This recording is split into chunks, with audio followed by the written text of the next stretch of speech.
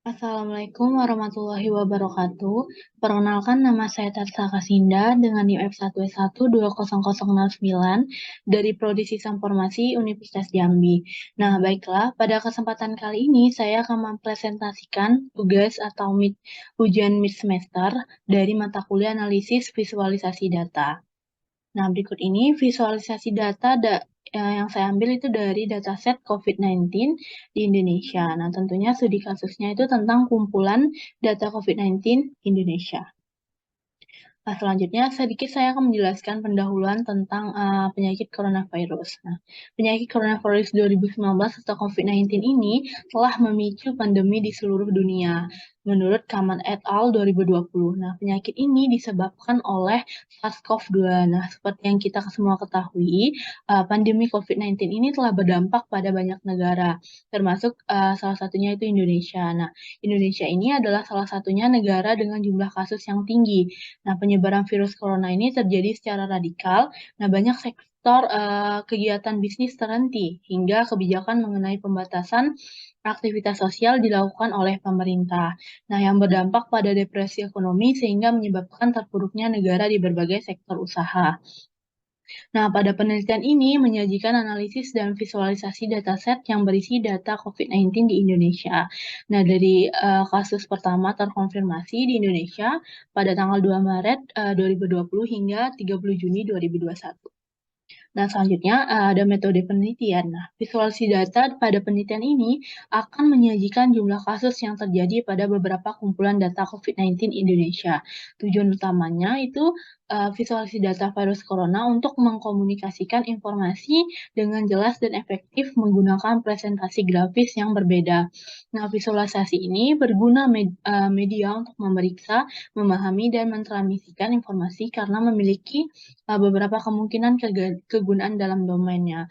Nah, bahasa pemrograman Python sebagai salah satu pemrograman terbaik untuk mengenangani visualisasi data karena memiliki dukungan komunitas yang aktif dan memiliki banyak pustaka bantu, terutama dalam hal komputasi cerdas. Nah, bahasa pemrograman ini mampu mengenangani data dalam jumlah besar dengan performanya yang baik. Nah, selanjutnya penelitian ini dilakukan dengan menggunakan beberapa kumpulan data COVID-19 Indonesia, di mana data ini diambil dari website data www.kaggle.com. Nah, data ditampilkan ini yang telah saya gunakan dalam bahasa pemrograman Python. Nah, berikut datanya. Nah, selanjutnya hasil dan pembahasan. Nah, dataset yang telah diperoleh itu disimpan dalam format CSV atau comma delimited yang terdiri dari 486 baris dan 9 kolom. Nah, dengan penjelasan atribut untuk melihat info datanya sebagai berikut ini yang telah saya tampilkan menggunakan pemrograman Python, di mana ada 9 kolom itu yang dari date, jumlah meninggal, jumlah sembuh, jumlah positif, dirawat yang ada 9 kolom, dan 86 baris. Nah, selanjutnya untuk analisis data. Nah, pengumpulan data penelitian ini dilakukan pada 2 Maret 2021 hingga 30 Juni 2021 menggunakan dataset dari Kaggle bernama kumpulan data COVID-19 Indonesia yang telah saya jelaskan di awal. Nah, pada atribut pada dataset artikel ilmiah ini dan ditulis di tengah atas. Nah, untuk melakukan ini, pertama-tama perlu untuk mengintegrasikan data pada data COVID-19 saat ini menggunakan Python. Nah, Matplotlib dan Pandas adalah metode untuk membuat visualisasi data lebih interaktif, mudah dibaca, dan mudah dianalisa. Nah, visualisasi yang dilakukan ini adalah mengubah data table yang kaku menjadi bentuk grafik seperti diagram, pie chart, dan sebagainya yang mampu memperlihatkan perubahan dan perbedaan data menjadi lebih jelas. Oke, kita masuk ke dalam visualisasi data yang telah saya buat. Nah, untuk membuat visualisasi data dan dataset COVID-19 ini, pertama-tama kita perlu mengumpulkan datanya. Nah, setelah itu kita bisa menggunakan berbagai macam tools visualisasi data seperti Python ini. Nah, di mana pada Python ini itu penggunaannya melakukan dan matplotlib untuk membuat visualisasi data. Nah, berikut adalah sebuah diagram batang yang menunjukkan jumlah meninggal, jumlah sembuh, dan jumlah positif dari COVID-19 di Indonesia. Nah, berikut adalah dari diagram batang yang telah saya buat pada visualisasi pemrograman Python-nya menggunakan Python. Nah, nanti di akhir juga saya akan melihatkan Python yang telah saya buat.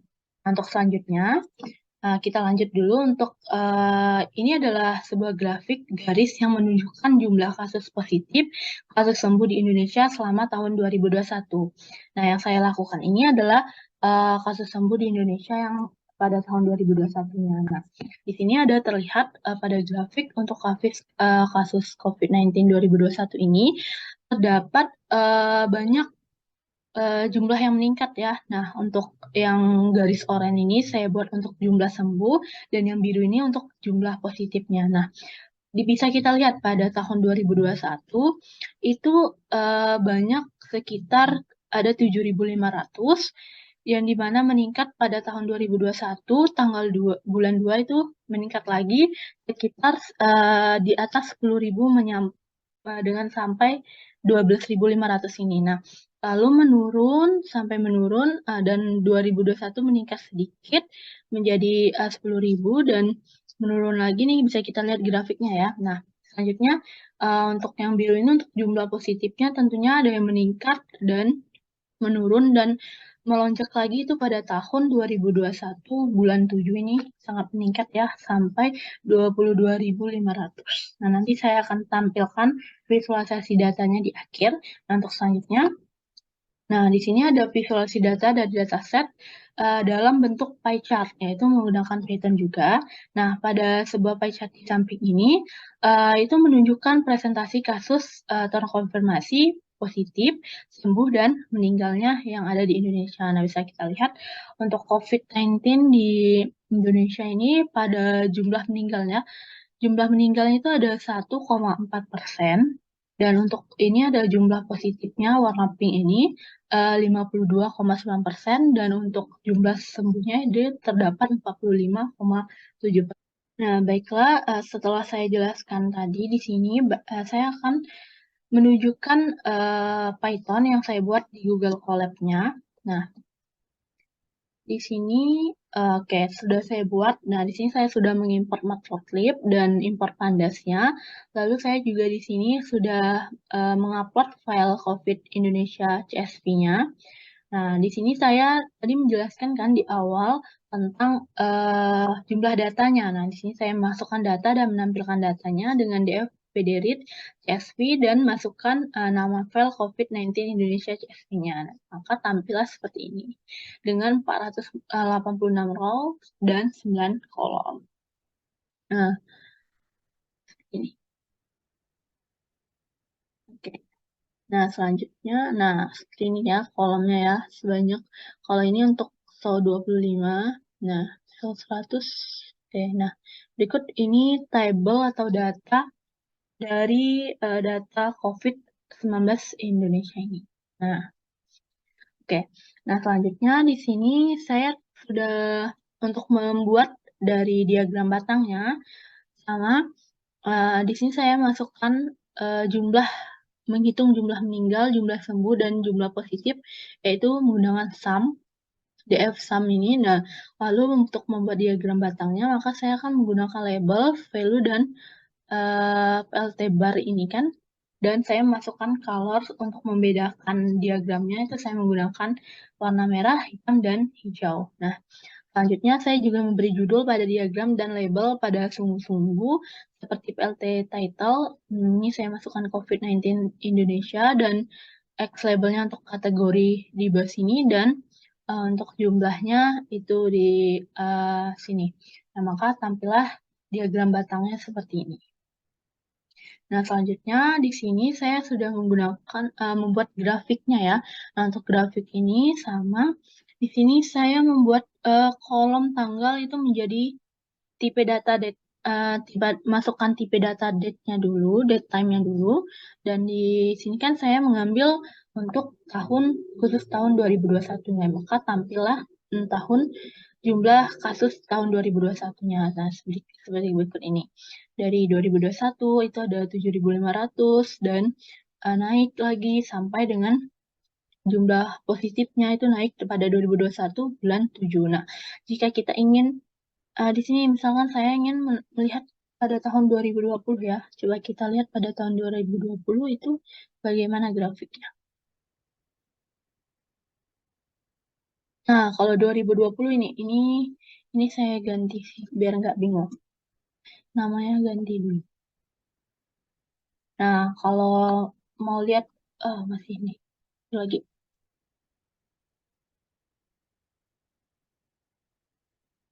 Nah, berikut ini jika saya ingin melihat pada tahun 2020 ya grafiknya, maka seperti ini tampilannya.